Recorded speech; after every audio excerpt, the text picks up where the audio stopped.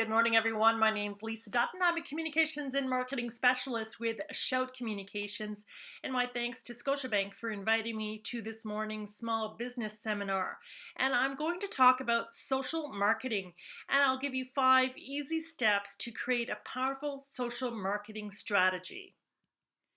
Social marketing is one of the most powerful tools in your arsenal, and if you use it correctly, you can create a strong personal connection with your customers and prospective customers.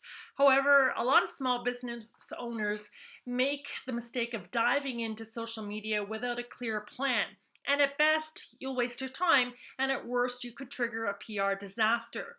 To benefit from social marketing, you need to build a clear strategy that takes into account your overarching business goals, who you're trying to reach, and the type of content you will post. What we'll cover this morning is the power of social marketing, establishing social marketing goals, measuring success, identifying ideal customers, selecting social platforms, creating compelling content, and a few extra tips and tricks at the end. It used to be easy. Nearly every marketing problem had one solution: an advertisement. You'd purchase a 30-second TV or radio ad or buy a print ad, and if you had a product or service to sell, you could reach everybody you needed with a very powerful, highly polished message. But marketing in the digital age is different. Building awareness is no longer enough. Marketing in the digital age is less about grabbing attention and more about holding attention. Greg Sattrell, writing for the Harvard Business Review, says, like the publisher of a magazine, small business owners need to create an easy to navigate social experience that will make consumers want to come back for more. So you have to produce content your customers are looking for, whether it's news or helpful tips and tricks or even entertaining videos. And yes, if you're a vet or a pet store, you can even post cat videos. Brands that aren't creating content their audiences want are wasting their marketing dollars. So some of you might be thinking, well, I'm a small business owner and I'm struggling here to build and grow my business, and this woman's telling me I have to act like a publisher. You might be wondering, well, can I do this? Should I do this? And will it be worth the effort? Well, the answer is yes. Some of the benefits of a strategic social plan include brand recognition. As your posts, articles, photos, videos are shared, you increase awareness. Brand loyalty. A social marketing strategy helps consumers remain loyal to your brand. And customer conversion. Every post you make on social media is an opportunity to convert customers. When you build a following, you'll simultaneously have access to new customers, recent customers, and old customers, and you'll be able to interact with all of them as a group or even one-on-one. So getting started, the first step to any social marketing strategy is to establish your goals. And without goals, you have no means of gauging success or proving your social return on investment. Your goals should be aligned with your broader marketing strategy so that your social media efforts drive towards your business objectives. Some common goals: brand awareness, increase sales, website traffic, or both, build customer loyalty, and increase retention. These goals aren't mutually exclusive, but you should focus on one or two. If you spread yourself too thin, you're not really going to accomplish anything. You should also use the SMART framework when setting your goals. This means that each objective should be specific, measurable, attainable, relevant, and time-bound. An example of a SMART social goal: for Instagram, we will share photos that communicate our company culture. We'll do this by posting 3 photos a week. The target of each is at least 30 likes and 5 comments. How will you determine if your social marketing efforts are successful? And now I'm not talking about gaining more followers. I'm talking about making money. I know, I sound a little bit like Kevin O'Leary. After all, it's hard to rationalize spending time and money on something that isn't improving your bottom line. A few metrics to consider measuring are conversion rate, time spent on a website, reach, brand mentions, sentiment, whether comments are positive or negative, and total shares. There are a lot of free analytic tools that you can track and measure your efforts, and I'll get into that a little later on. Step 3. Who are your ideal customers? More than 27 million pieces of content get posted online every single day. 27 million pieces. How can you be sure that your posts are being seen at all, let alone being seen by the right people? Clearly defining your ideal customer makes all the difference when creating content. Having a well-defined idea of who you are communicating with is, well, it's vital. One way of pinpointing your ideal customer is to create a buyer persona. This helps you gain insight into the who, what, why, when, and where of your customers, providing you with a clearer idea of the audience you're attempting to serve. So to get going with customer personas, first thing you do is you look at demographic variables. How old is your customer? What's their gender, ethnicity, income, occupation level? Another variable is to look at psychographic variables. So while demographic looks at who your buyer is, psychographic explains why they buy. Psychographic information might be your customers' buying habits, hobbies, and values. And some examples are they're concerned with health and appearance. They want a healthy lifestyle but don't have much time.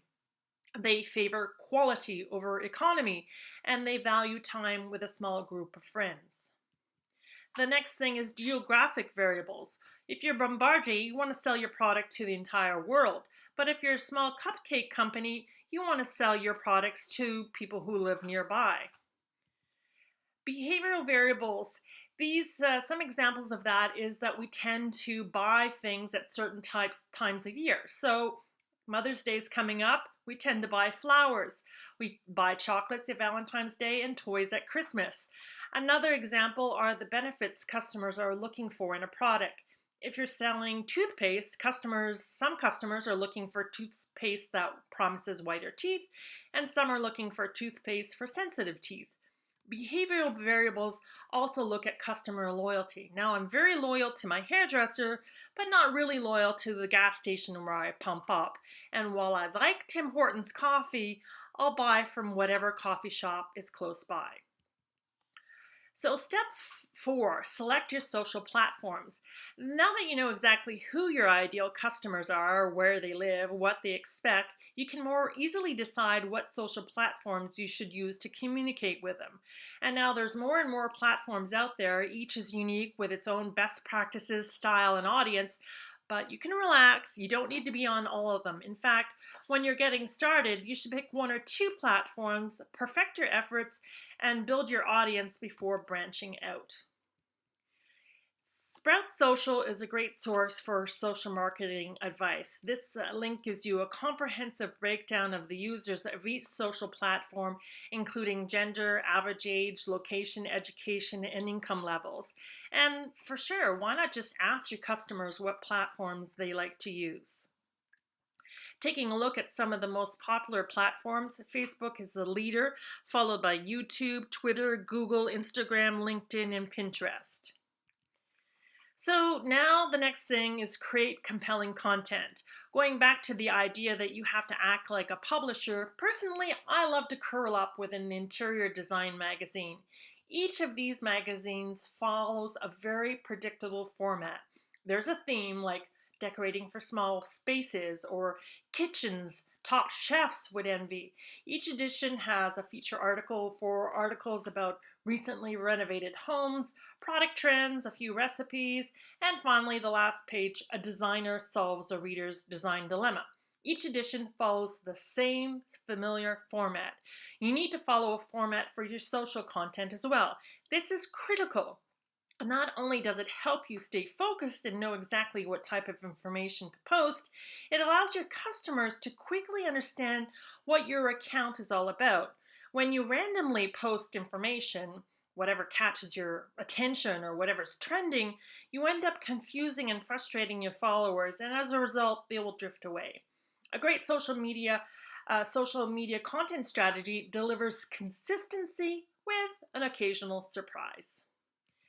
And check out what your competitors are doing. What's working, failing? What new information can you add or subtract? What could you do differently or better? There's really no reason to reinvent the wheel. Take a look at what 3 or 4 or 5 of your competitors are doing and find out what's working and basically mimic them. Now, I wanted to look at a few brands to show you that sometimes it's very obvious what your social conversation will be about, and sometimes it's a little trickier to figure out what you're going to talk about and what your community will talk about. So, Weight Watchers, kind of easy to figure out what they would put on Facebook. Obviously, it would be eating tips, recipes, exercise advice, promoting the Weight Watchers brand and trying to get people to enroll. Community members could also weigh in, offering their own tips, advice, support, what worked for them. They could ask questions, they could post before and after photos, and post some of their favorite recipes. Pretty easy to figure out what they would do on social. But what if you took a local dry cleaner? A little more difficult. What type of content could a local dry cleaner post on a daily basis to attract a social following? Well, I guess they could put cleaning tips, cleaning products, advice on how to clean specialty products like silk, leather, how to get a wine stain out of a tablecloth, or in light of flooding, how to clean carpets, sofas, and other materials that have been soaked with dirty river water. But as you can see, it's more difficult to figure out how to sustain this conversation for the long run. Harder still, what if you were the manager of a local funeral home? A little trickier to figure out the type of conversation you'd have on social. Of course, you could walk people through the funeral planning process, you could talk about grief, but it's obviously harder to find new information and more difficult to hold people's attention as this isn't a service we need often, thank goodness, and death isn't even something we want to think about, let alone talk about. I took a look at Mount Royal Commemorative Services, and their Facebook page announces funeral services. And when you look at Mount Royal's website, they don't even really promote their Facebook page. So, all this to say that sometimes figuring out what your social conversation will be is very easy, and other times you'd have to be a little more creative to figure out what type of conversation to hold and what type of conversation will hold the attention of your customers. So now that you've figured out the type of content you're going to produce, you might be getting a little anxious going, my goodness, I've got to put out a lot of information here. Well, the golden rule of posting is 30, 60, 10. 30, 60, 10. No, it's not a long distance phone number. 30% of the content should be original, articles, photos, videos that you've created. 60% is curated content, relevant information others have created, and 10% is promotional, ads, promotions, contests, persuasive calls to action. Why this is considered the right mix is because talking about yourself and your company all the time can get really boring, and bombarding people with promotions, ads, and calls to action is annoying. When you find interesting articles from other sources, you're mixing things up and you're making your site, your platform, a reliable source of great information. You need a balanced mix to keep people engaged. You'll also notice there's more videos and photos with on each social network, and this is because posts with images and videos get more views, clicks, reshares, and likes than any other type of post. So a few little extra tips. You might be wondering, well, how much time do I have to devote to all of this? Well, for each social network, you should be looking at spending about an hour a day getting it up and running. That's just at the start. You'll get faster and you'll learn more tips and tricks, but at the beginning, you should count on about an hour. You also have to look at what skills are needed. So Instagram needs photos, YouTube needs videos, and blogs need articles. Do you have the skill set to produce this material? Does somebody on your staff have the skill set, or do you have to hire a consultant? And you need to establish a tone of voice so that every article, every piece of material you post has a similar tone to it. So The tone depends on your brand. If you're a lawyer, you're going to have a serious tone, but if you're a toy store, you can have a more fun and frivolous tone. So if we go back to the magazine analogy, if you look at an article in Maclean's magazine, the tone of voice would be very different from an article in Hockey News or Cosmopolitan magazine. And also, all of your photos and videos should have a similar look and feel. Consistency is key. And there are various issues that can impact how often you share online, including your industry, your reach, and your resources. But a rule of thumb again, Facebook, the ideal number of posts is 5 to 10 per week, Twitter, 5 per day, LinkedIn, once per day. And the time of day is also critical. There's a lot of advice online about that as well. Facebook, the best time to post is between 1 and 4, Instagram between 5 and 6, Twitter between 1 and 3, and LinkedIn between 5 and 6. Now, most major social networks have some basic analytics built into the site, but it's a little easier to seek and find this information from an all-encompassing dashboard such as Hootsuite and Buffer, and you can get free accounts with them. These dashboards break down how each post performed in the important areas of views, clicks, shares, likes, and comments. These tools will also allow you to automate some of the work, so you can place all of your posts in a queue and they'll be sent out on assigned dates and times. So this will make your life a whole lot easier. And there are also tools like Mention, which send you a notice each time your brand is mentioned online. Now, you got to remember, social marketing is a conversation. So you have to monitor and engage with your followers. You have to set aside time during the day to follow up with conversations that are happening on social media. These conversations are with potential customers, references, friends, and colleagues, and they're too important to ignore. And when it comes to Facebook, you have to pay to play. Organic reach, the ability to connect with people who have liked your Facebook page, i.e. people who have indicated they want to connect with your brand, is on the decline. In fact, a study conducted by Lockwise revealed that Facebook pages with over 1 million likes have 2.27% average organic reach. This means that even though 1 million people like your page and would like to hear from you, only 2.27% of your audience will see any given post. What this means is you'll have to pay to boost your posts so that more people see them, or you'll have to purchase Facebook ads. And Facebook is really great at walking you through their different advertising avenues. Coming up with a social marketing plan is a great step toward diving into social. If social media looks thrilling and overwhelming all at once, start with a plan. Once you see the blueprint in front of you, it's a lot easier to see what lies ahead. Establish your social marketing goals, determine what success looks like, identify your ideal customers, select social platforms, create compelling content, monitor, adjust, and repeat. And I thank you very much and wish you the best of luck with your social media marketing.